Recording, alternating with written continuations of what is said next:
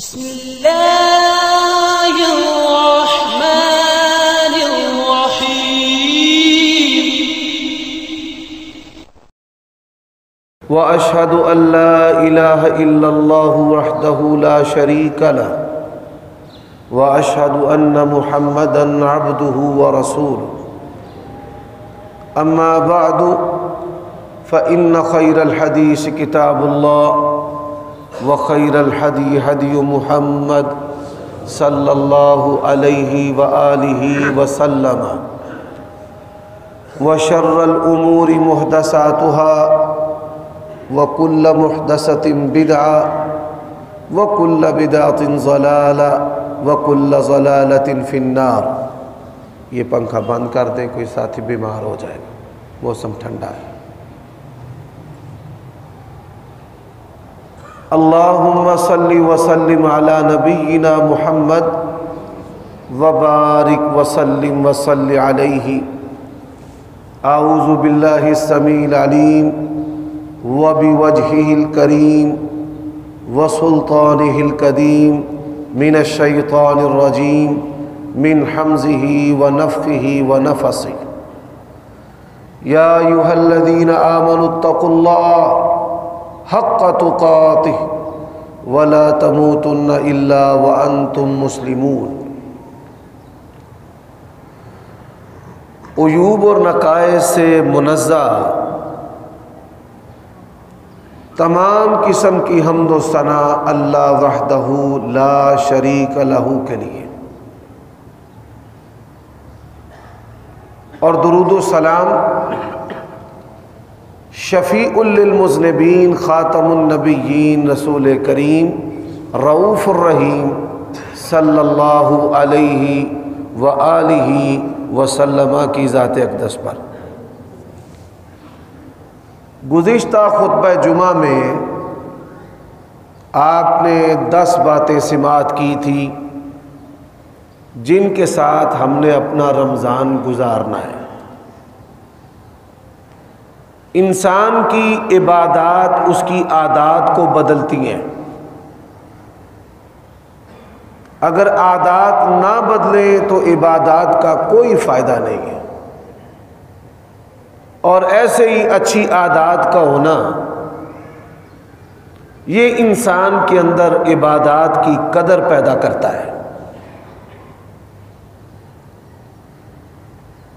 5 عادات اور 5 عبادات کے ساتھ ہم نے رمضان گزارنا ہے۔ گزشتہ خطبہ جمعہ کا خلاصہ اللہ تعالیٰ کی توفیق سے عرض کر کے پھر آگے اپنی بات کو چلاتا ہوں۔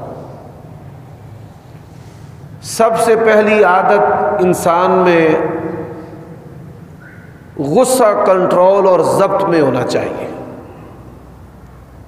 اس عمل کے بدلے نبی علیہ السلام نے جنت کی بشارت دی ہے۔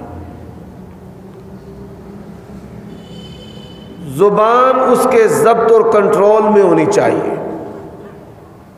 نبی علیہ السلام نے اس عمل کے بدلے بھی جنت کی ضمانت دی ہے۔ شرمگاہ کی حفاظت کرے، اس میں اس کی عزت اور شرف ہے، نبی علیہ السلام نے اس کے بدلے بھی جنت کی ضمانت دی ہے۔ اپنے والدین کی خدمت اور اطاعت کرے، والدین کی خدمت اور اطاعت جو ہے دنیا میں انسان کو بڑے مصائب سے نکالنے والا عمل ہے۔ باوجود کہ وہ سخت ہو، والدین بدخلق ہو، بے دین بھی ہو، حتیٰ کہ کافر بھی ہو، تو اللہ تعالیٰ اور اس کے رسول نے ہمیں ان کے ساتھ حسن سلوک اور احسان کا حکم دیا ہے۔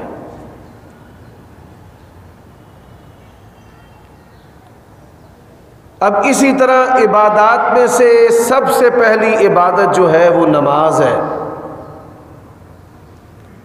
نماز کے بغیر اللہ تعالیٰ کی بارگاہ میں کوئی رسائی نہیں ہے۔ نوافل کی پابندی کرنا، بڑے سارے نوافل پہ نبی علیہ الصلوۃ والسلام نے جنت کی بشارت دی ہے. فرمایا جو بندہ 10 رکعتیں روزانہ پڑھے گا اللہ تعالیٰ اس عمل کے بدلے اس کو جنت عطا کرے گا. اللہ کا اپنے بندوں پہ کتنا فضل ہے، اور چھوٹے چھوٹے اعمال پر اللہ تعالیٰ اپنے فضل سے اپنے بندوں کو جنت میں داخل کرتا ہے. قرآن مجید کی تلاوت کرنا، قرآن یا ہمارے حق میں گواہی دے گا یا ہمارے خلاف گواہی دے گا. اگر حق میں گواہی دے گا تو بیڑا پار ہے، اور اگر قرآن نے ہمارے خلاف گواہی دی تو بڑے اچھے اعمال بھی ہوں، انسان کی جو کامیابی ہے وہ مشکوک ہو جائے گی. اعوذ باللہ من الشیطان الرجیم. حضرات، ذکر کرنا یہ وہ عبادت ہے جو انسان ہر حال میں کر سکتا ہے، باوضو ہو نہ ہو، غسل فرض ہو نہ ہو. سیدہ عائشہ رضی اللہ تعالی عنہ بیان کرتی ہیں نبی علیہ الصلوۃ والسلام ہر حال میں اللہ تعالیٰ کا ذکر کر لیا کرتے تھے. اسی طرح دعا کرنا، وقال ربکم ادعونی استجب لکم. ہم دعاؤں میں انتہائی غفلت کا شکار ہیں، اور اللہ تعالیٰ کی توفیق سے جس طرح میں نبی علیہ الصلوۃ والسلام کے فرامین سے معاشرتی مذہبی جو غلطیاں پھیلی ہوئی ہیں ان کی اصلاح کرتا ہوں اور نشاندہی کرتا ہوں. آج ایک اور بات سن لیں. ہمارے ہاں یہ مشہور ہے، علماء میں بھی اور عوام میں بھی، کہ افطار کے وقت دعا قبول ہوتی ہے. اس میں شک نہیں ہے، افطار کے وقت دعا قبول ہوتی ہے، لیکن حدیث کے الفاظ ہیں روزہ رکھنے سے لے کر کے افطار کرنے تک دعا قبول ہوتی ہے. صرف افطار کے وقت نہیں. اللہ تعالیٰ کی اتنی بڑی رحمت اور اس کا اتنا فضل، اس کو محدود کر دینا کہ صرف افطار کے وقت دعا قبول ہوتی ہے، ایسا نہیں ہے. روزے دار جو ہے جب روزہ رکھتا ہے تب سے لے کر افطار کرنے تک یہ تمام وقت جو ہے یہ قبولیت کا وقت ہے. اتنا بڑا وقت قبولیت کا یہ صرف روزے کی حالت میں ہے، اس کے علاوہ اور کسی حالت میں نہیں ہے. دعا کرنا، اور دعا کے ساتھ جو ہے ہم نے صدقہ اور خیرات جو ہے یہ مالی عبادت ہے. اب ان ساری چیزوں کو میں جمع کرتا ہوں. یا ایھا الذین آمنوا استعینوا بالصبر والصلاۃ. غصے کو کنٹرول کریں، زبان کی حفاظت کریں، شرمگاہ کی حفاظت کریں، اور اپنے اندر صبر پیدا کریں. صبر اور نماز کے ساتھ پھر آپ جب اللہ سے مانگیں گے تو یہی وہ مقام ہے جس کا حکم اللہ تعالیٰ نے دیا ہے، اے ایمان والو صبر اور نماز کے ذریعہ مجھ سے مدد طلب کرو. اب رمضان کا یہ پہلا خطبہ ہے، معاشرے کے تمام طبقات کے افراد ہیں. ہر سال کی طرح آج کا یہ پہلا خطبہ جمعہ بھی نبی علیہ الصلوۃ والسلام کی ایک حدیث سناتا ہوں جس میں ہمارے حکمرانوں کے لیے، تاجروں کے لیے، خواتین کے لیے، مردوں کے لیے، جوانوں کے لیے، جو ملازم پیشہ لوگ ہیں ان کے لیے نصیحتیں ہیں. ہمارا یہ ایمان ہے کہ یہ دین 1400 سال پہلے نازل ہونے کے باوجود موجودہ حالات کے ساتھ اس طرح مطابقت اور موافقت رکھتا ہے جیسے کہ نبی علیہ الصلوۃ والسلام پر ابھی وحی نازل ہو، جیسے یہ احکام ابھی آسمان سے اترے ہیں. یہ حدیث جو ہے موجودہ حالات کے بارے میں نبی علیہ الصلوۃ والسلام نے امت کو خبردار کیا ہے. مسائل بھی بتائیں اور ان کا حل بھی بتائیں۔ اب آئیے یہ حدیث کیا ہے۔ رسول اللہ صلی اللہ علیہ وآلہ وسلم کے پاس ایک انصاری صحابی آیا۔ اس نے کہا یا رسول اللہ صلی اللہ علیہ وآلہ وسلم، مومنوں میں سے، مسلمانوں میں سے افضل کون ہے؟ آپ صلی اللہ علیہ وآلہ وسلم نے فرمایا مومنوں مسلمانوں میں سے افضل وہ ہے جس کا اخلاق اچھا ہے۔ رسول اللہ صلی اللہ علیہ وآلہ وسلم کا فرمان ہے ان اثقل شیء فی المیزان حسن الخلق، اللہ کے میزان میں سب سے وزنی جو چیز ہے وہ اچھا اخلاق ہے۔ اچھا اخلاق جو ہے کیا لوگوں سے صرف اچھا بولنا ہے؟ ہمارے ہاں مثال دی جاتی ہے بار بی بی لکھ ہزاری تے کار بی بی کہر دی ماری۔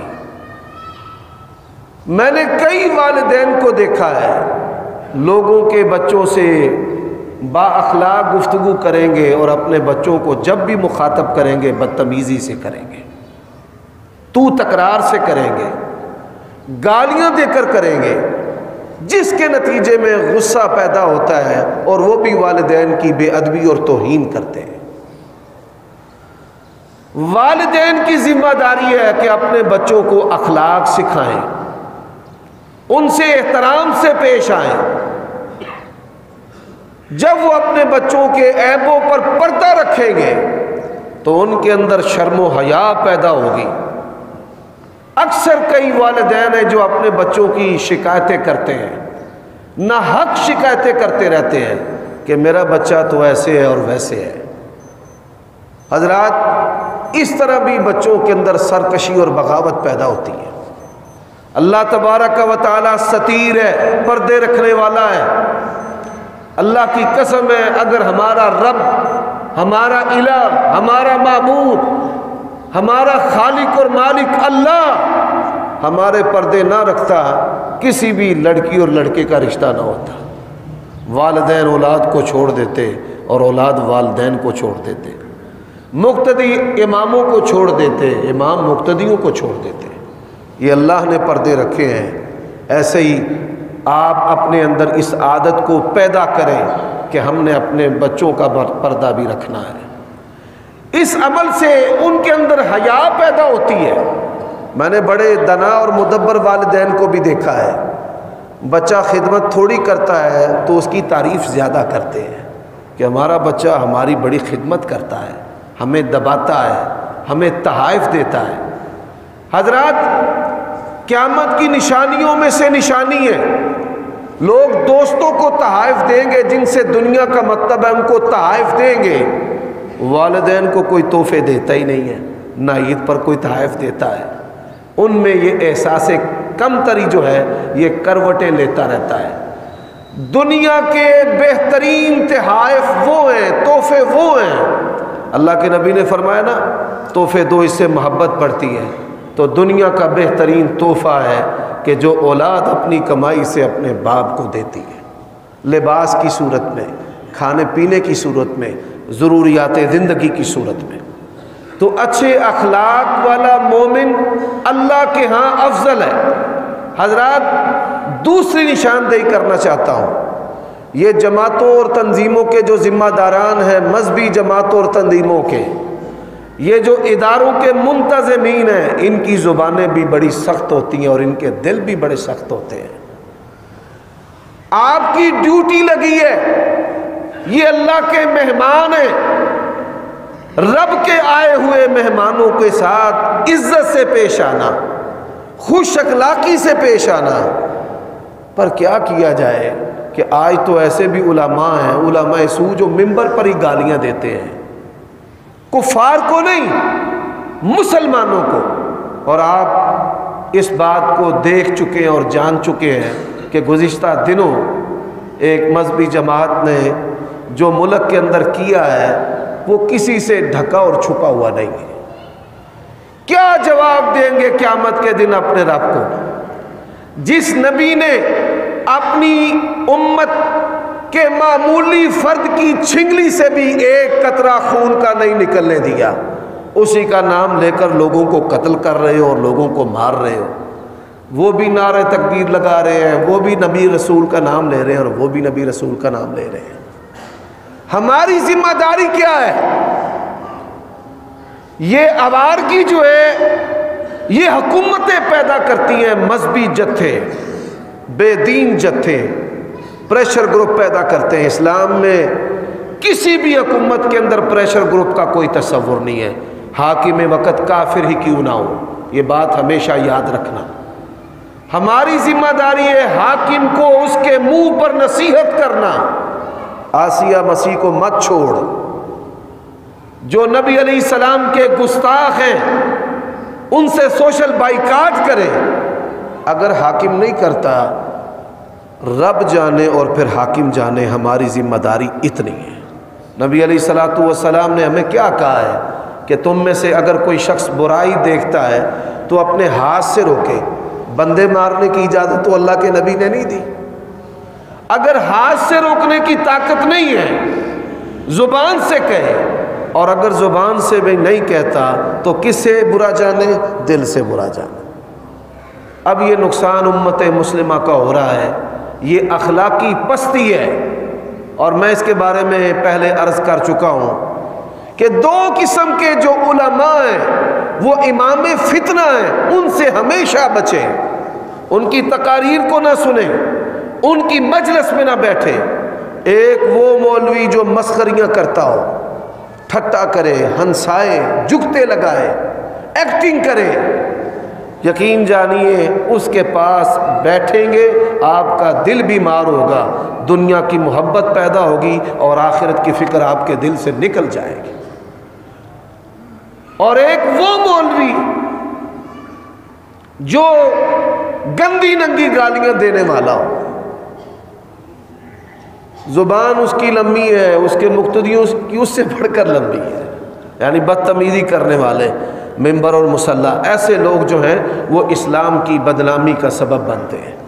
تو اس حدیث کا پہلا پہلو میں نے معاشرتی طور پر بھی بیان کیا ہے اور اس کا سیاسی تناظر بھی آپ کے سامنے عرض کیا ہے۔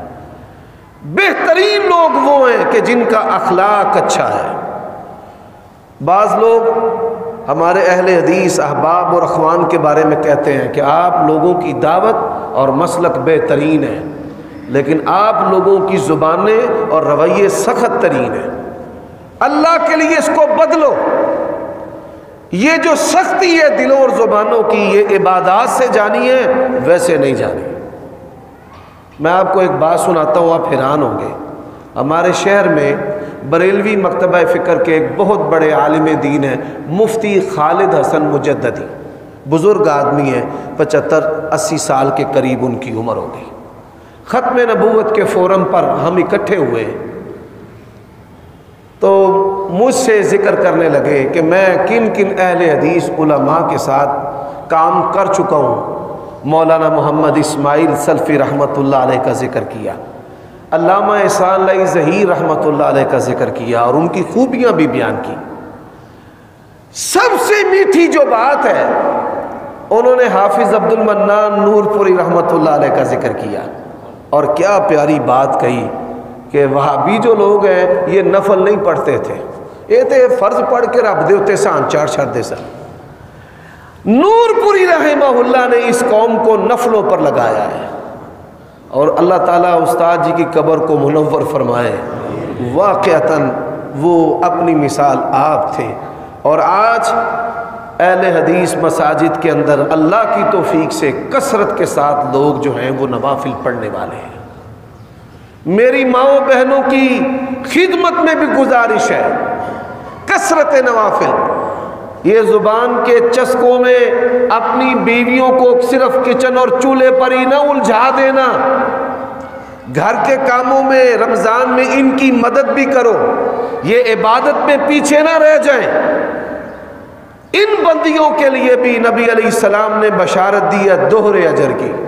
ہم مردوں کے لیے ایک اجر ہے روزہ رکھیں گے، ان کے لیے دوہرا اجر ہے، ایک اللہ کے حکموں کی پابندی کرنے کی اور ایک ہماری خدمت کرنے کی۔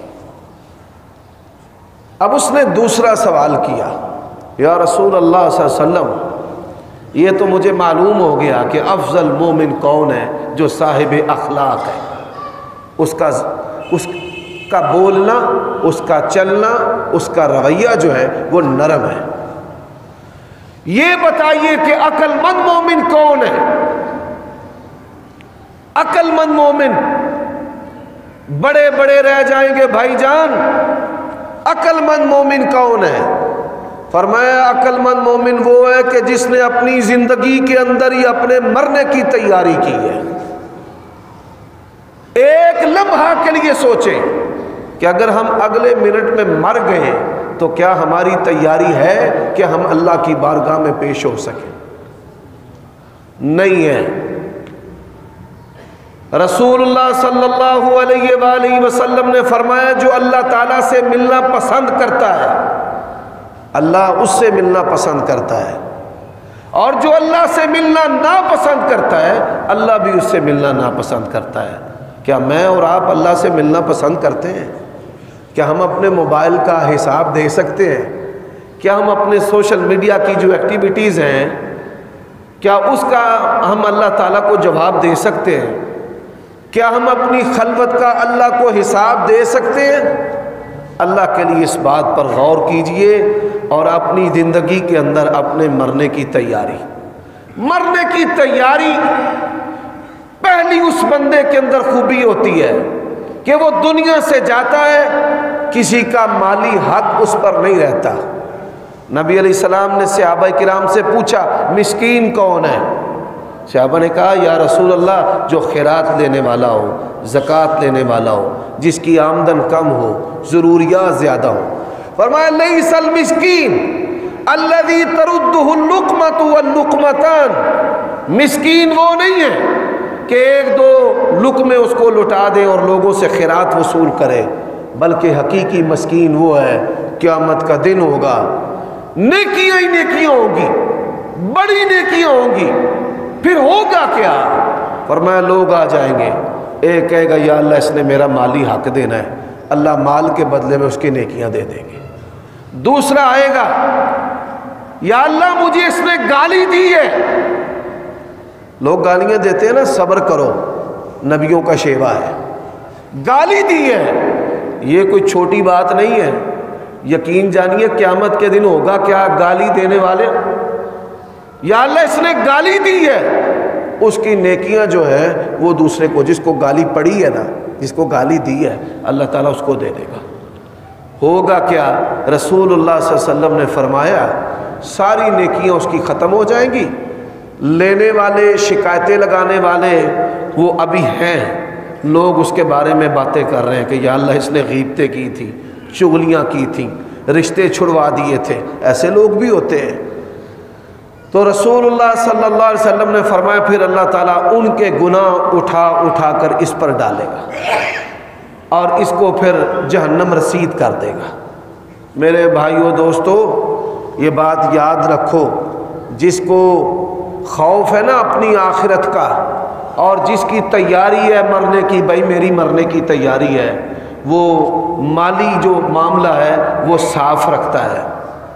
واللہ العظیم میں رب کے گھر میں نبی کے منبر پر کھڑا ہوں، میں نے ایک جنازہ پڑھایا، وہ رسا کہتے ہیں حافظ صاحب اعلان کر دیں کہ جس نے لین دین کرنا ہے ہم ذمہ دار ہیں۔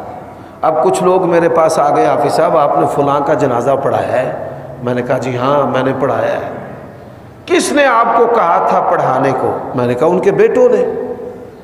تو کہنے لگے اب ہم حق لینے والے ہیں، قرضہ لینا ہے ہم نے لاکھوں میں، تو بیٹوں کے پاس جاتے ہیں، وہ تقسیم کر چکے ہیں، بٹوارا ہو چکا ہے، اب کہتے ہیں قرضہ دو باپ کا، کہتے ہیں وہ قبرستان میں قبر ہے ہمارے باپ کی، جا کر لے لے جو لینا ہے۔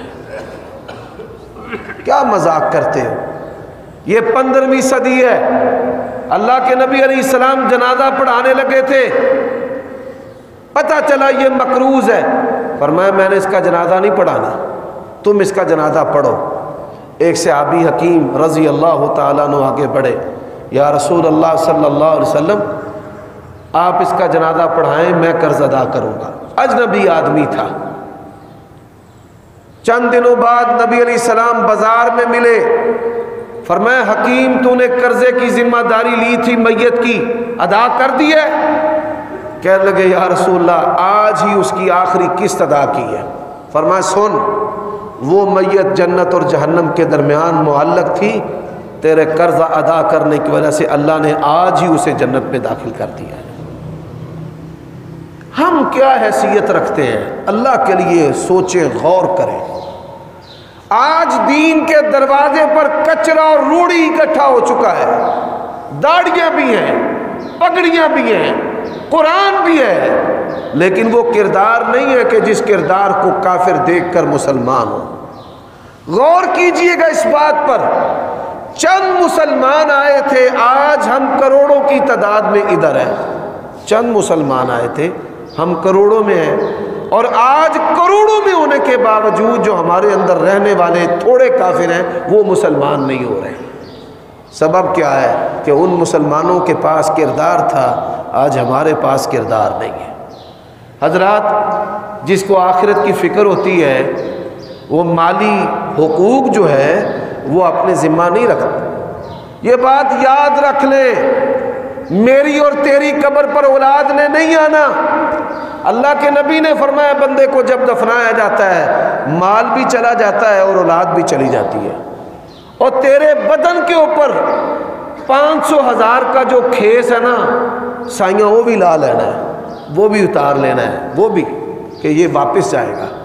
تیرے ساتھ تیری قبر میں تیرا عمل کام ہونا ہے اور کوئی چیز کام نہیں ہونی۔ پروردگار کا اعلان ہے یوم لا ینفع مال ولا بنون الا من اتى اللہ بقلب سلیم۔ حضرات، اب نبی علیہ السلام سے یہ دو سوال ہوئے جس کی مختصر تشریح کے ساتھ میں نے آپ کے سامنے بات عرض کی ہے۔ اللہ کے لیے اپنی آخرت کی فکر، مالی حقوق کی فکر، یہ جنسی گناہ، ایسا گناہ نہ کرنا کہ لوگ تجھے دیکھ کر گناہ کریں، گناہ کر کے بھی اس کی تشہیر کرنے کی اجازت نہیں کہ کہیں سن کر کوئی بندہ کوئی مریض قلب اختیار نہ کر لے۔ جو آدمی گناہ کرے گا اس کو سن کر دیکھ کر جو بھی گناہ کرے گا سب کا گناہ اس کی گردن پر ہوگا۔ نبی علیہ السلام نے فرمایا قابیل آدم علیہ السلام کے بیٹے نے اپنے بھائی کو قتل کیا، قیامت کی صبح تک جتنے بھی قتل ہوں گے اس کی گردن پر پڑیں گے۔ کبھی ایسا گناہ نہ کرنا اور نہ اس کی تشہیر کرنا۔ حضرات، ایک بات پہ غور کریں، میں آپ کو عملی چیز بتانے لگا ہوں، کوئی سننے سے تعلق رکھنے والی نہیں۔ جس طرح آپ لوگوں کے گناہوں کو یاد رکھتے ہیں، یہ ہمارا جو دماغ ہے یہ بڑا فسادی ہے۔ اپنے گناہوں کو یاد رکھیں، لوگوں کے گناہوں کو یاد رکھنا آپ کے کام نہیں آئے گا، بلکہ آپ مارے جائیں گے۔ غیبت اور چغلی اور کسی کے بارے میں کرودھ رکھنا، اپنے دل کے اندر بغض رکھنا، بندہ مارا جائے گا۔ کتنی بے وقوفی ہے کہ گناہ کسی نے کیا ہے اور اٹھایا کوئی پھرتا ہے دماغ کے اندر۔ کیسا تعجب ہے اللہ کے بندوں پر، گناہ کسی نے کیا ہے، اٹھایا تو نے ہے۔ جس طرح کسی کے گناہوں کو یاد کرتا ہے، اللہ کے نبی نے فرمایا وَبْكِ عَلَى خَطِيَّتِكَ، ایسے ہی بس اپنے گناہوں کو یاد کر کے رو۔ تو اپنی آنکھ سے آنسو نکالے گا، یہ وہ بندہ ہے جس کو اپنی آخرت کی فکر ہے۔ بالکل الگ تھلگ ہو جا۔ وَتَبَتَّلْ إِلَيْهِ تَبْتِيلًا، اپنے جنسی گناہ، اپنے مالی گناہ، اپنی بے ادبیاں جو تو نے اپنے والدین کے ساتھ کی ہیں۔ لوگ آج پوچھتے ہیں، گستاخیاں کرتے رہے ہیں، اب ماں باپ دنیا سے چلے گئے ہیں، بڑے بد نصیب ہیں، ہم کیا کریں؟ تو ہم ان کو کہتے ہیں ان کے حق میں زیادہ سے زیادہ دعا کرو، مغفرت کی اور بخشش کی ان کے حق میں دعا کرو۔ بھائیو دوستو، اپنے گناہوں کو یاد کریں۔ پیسوں کا کھاتا بنایا نا، ذرا گناہوں کا کھاتا بھی بنا، اور پھر اس کو سوچ کہ یا اللہ میں نے یہ گناہ کیے ہیں، تو ہی معاف کرنے والا ہے۔ اللہ کی قسم ہے جب یہ کیفیت پیدا ہوگی پھر رب کی بشارت بھی سن لیں، اولئک الذین یبدل اللہ سیئاتہم بالحسنات، فرمایا یہی وہ لوگ ہیں کہ جن کی برائیاں ہم نے نیکیوں کے اندر تبدیل کر دی ہیں. یہ کیفیت پیدا کریں. یہ آخرت کے مسافر کی کیفیت ہے جس کو اپنی زندگی میں اپنے مرنے کی فکر ہے. حضرات یہاں پر میں نصیحت کرنا چاہتا ہوں خاوندوں کو، ظلم کرنے چھوڑ دو اپنی بیویوں پر اور سخت بولنا چھوڑ دو. سب سے زیادہ اس معاشرے میں جس کو گالیاں اور سخت باتیں سننا پڑتی ہیں وہ بیوی ہے. اور پھر ہوتا کیا ہے، انسان کو سمجھ تب آتی ہے جب اس کی بیٹی کے ساتھ لوگ ایسے کرتے ہیں. نبی علیہ السلام نے فرمایا خیرکم لأہلہ وانا خیر لأہلی. تم میں سے بہترین مومن وہ ہے جو اپنی بیوی کے ساتھ اہل و عیال کے ساتھ بہترین ہے. میرے بھائیوں دوستو، اب میں حدیث کو آگے چلانا چاہتا ہوں، وقت مختصر ہے، کوشش ہے پوری ہو جائے. صحابی فرماتے ہیں عبداللہ ابن عمر رضی اللہ تعالی عنہما فرماتے پھر اچانک نبی علیہ السلام ہماری طرف متوجہ ہوئے اور فرمایا 5 چیزیں ایسی آئیں گی میری امت میں، اللہ کی پناہ طلب کرنا اس وقت سے. میں یہ سمجھتا ہوں کہ وہ 5 چیزیں تو امت میں آ چکی ہیں اور ہم میں سے کوئی چھوٹا بڑا عالم امام مقتدی کوئی بھی نہیں بچا ہوا. یقین جانیے حق بات کرنی ہے خواہ وہ اپنے نفس کے خلاف بھی ہو. ہمارے ہاتھوں میں موبائل ہے جی، ہم دینی مسائل بتاتے ہیں، ہم رہنمائی کرتے ہیں، اور کافر کی ناک تلے ہیں کہ یہ مولوی ہے جو لوگوں کو موٹیویٹ کر رہا ہے، اور مولوی صاحب کی سکرین پر کافر جو ہے دنیا کا ہر کفر اور ہر گند اور ہر لچر بات جو ہے وہ ڈال رہا ہے. بہت بڑا فتنہ. حضرات وہ 5 باتیں کون سی ہیں؟ فرمایا لوگ اعلانیہ فحاشی کریں گے. اعلانیہ فحاشی جو ہے وہ آپ دیکھ لیں، یہ ٹک ٹاک جو ہے یہ اعلانیہ فحاشی ہے، فیس بک جو ہے یہ اعلانیہ فحاشی ہے، یہ واٹس ایپ گروپ جو ہے یہ اعلانیہ فحاشی ہے. فرمایا لوگ اعلانیہ فحاشی کریں گے، پھر ہوگا کیا؟ فرمایا اللہ ایسی بیماریاں ظاہر کرے گا جو بیماریاں تمہارے آباء و اجداد نے سنی بھی نہیں ہوگی. آپ دیکھ لیں ایسی ایسی بیماریاں دنیا میں آ رہی ہیں، اور میں اشارتاً یہ بات پہلے بھی عرض کر چکا ہوں اور آج بھی عرض کرتا ہوں، یہ جنسی بے رہ روی جانوروں کے ساتھ اس نتیجے میں یہ کرونا کی وبا اور ایسی وبائیں پیدا ہوئی ہیں. ایڈز کی وبا جو ہے وہ پیدا ہوئی ہے. آج کافر ڈاکٹر جو ہیں وہ مریضوں کو اسلامی تعلیمات کی تبلیغ کرتے ہیں، اسلامی احکام کو اختیار کرنے کی تبلیغ کرتے ہیں. اچھا، نبی علیہ السلام نے یہ پہلی بات ارشاد فرمائی ہے. اب آپ کے سامنے موجودہ حالات بھی ہیں، بیماریاں بھی ہیں، اعلانیہ فحاشی کے نتیجے میں اس کا ریئیکشن رد عمل بھی ہے. دوسری بات فرمایا لوگ ملاوٹ کریں گے، ماپ تول میں کمی کریں گے. ہوگا کیا؟ فرمایا اللہ تبارک و تعالی جو ہے رزق کی کمی سے ان کو پکڑ لے گا. آپ دیکھیے کہ ہم رزق کی کمی میں گرفتار ہیں، اور پھر ہمارے جو حکمران ہیں وہ بھی بے بس ہیں ان حالات کے سامنے. کسی سے بات جو ہے وہ چھپی اور ڈھکی نہیں ہے. حضرات نبی علیہ السلام کی یہ دوسری جو فرمائی ہوئی بات ہے، یہ بھی ملاوٹ بھی ہے، جھوٹ بھی ہے، قیمتیں بڑھا کر بیچنا بھی ہے، ذخیرہ اندوزی بھی ہے. یہ وہ جرائم ہیں کہ جن سے اللہ تبارک و تعالیٰ کو اتنی نفرت ہے، اللہ نے ایک ایک جرم کی وجہ سے قوموں کو صفحہ ہستی سے مٹا کے رکھ دی. آج وہ ہمارے اندر ساری موجود ہے. تیسری بات فرمایا لوگ اپنے مالوں کی زکوٰۃ نہیں دیں گے. بڑے بڑے مذہبی بندے زکوٰۃ چور ہیں. میں اشارتاً کہنا چاہتا ہوں ہم میں سے ہر بندہ اپنا محاسبہ کرے، اور اگر ہم زکوٰۃ صحیح معنوں میں دینا شروع کر دیں، واللہ العظیم ہمارے معاشرے میں یہ غربت ختم ہو جائے۔ ہم زکوٰۃ نہیں دیتے، چور راستے کھولے ہوئے ہیں جی، میں مقروض ہوں جی، میں نے لوگوں کے پیسے دینے ہیں، پیسے بھی نہیں دیتا، قرضے بھی نہیں دیتا، اور زکوٰۃ بھی نہیں دیتا۔ ایک آدمی میرے پاس آیا کہ میرے گھر میں 20 تولے سونا ہے، تب وہ 10 لاکھ روپے کے قریب تھا، اور اتنا ہی مجھ پہ قرضہ ہے، تو مجھ پر زکوٰۃ ہے؟ میں نے کہا بالکل ہے۔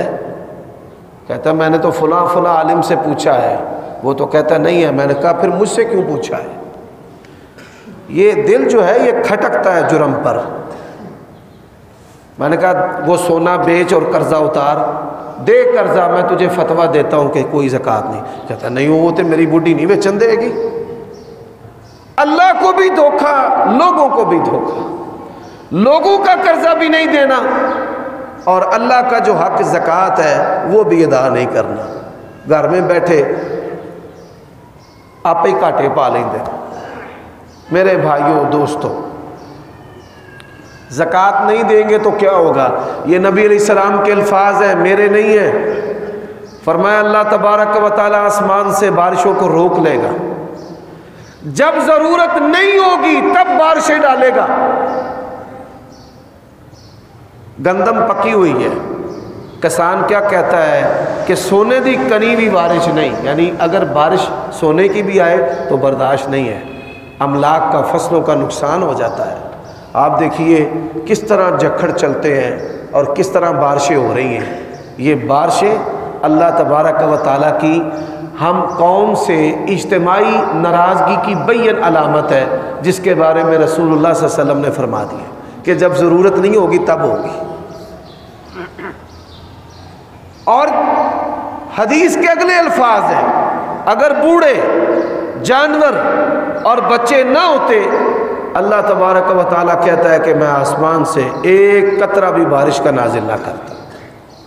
حضرات اب آئیے،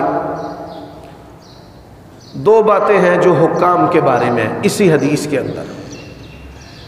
چوتھی بات فرمایا لوگ کتاب اللہ کے مطابق فیصلے نہیں کریں گے۔ ہماری جو معزز عدالت ہے، جسے ہم سپریم کورٹ کہتے ہیں، عدالت عظمیٰ، گزشتہ دنوں قاضی عیسیٰ فائز، جسٹس قاضی عیسیٰ فائز جو ہیں، انہوں نے ایک درخواست پیش کی کہ اعلانیہ جو سماعت ہے وہ ہونی چاہیے۔ اگر ججوں کے فیصلے بولتے ہیں اور وہ حق پر ہیں تو کیا خوف ہے اعلانیہ سماعت پر؟